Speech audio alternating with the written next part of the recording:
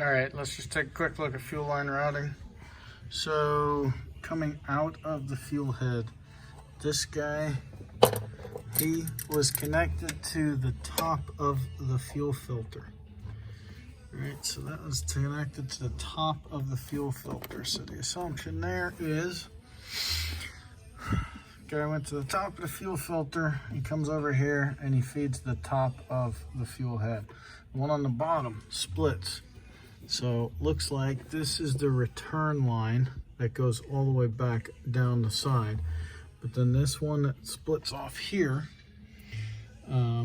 comes and loops around, and then looks like it connects to the bottom of the fuel pressure regulator.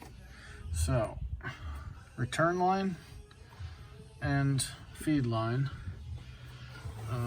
this hard line that's here splits, goes to the fuel tank return as well as to the bottom of the pressure regulator.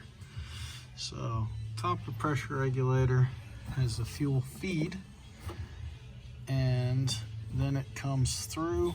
So fuel feed, so it all hangs out up in here, flips over, comes out, goes into the fuel filter, and then comes out of the top of the fuel filter, goes into that feed line, and then that feed line goes into the top of the fuel head. So just for reference, all this stuff is in the books for sure, but when we got to put this thing back in here, it's a whole lot easier. Hey, check that out.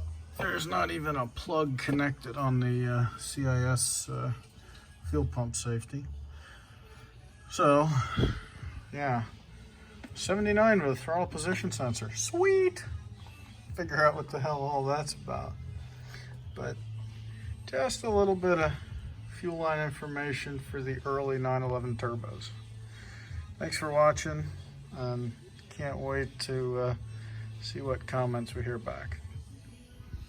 Check us out at BreitWerks.com.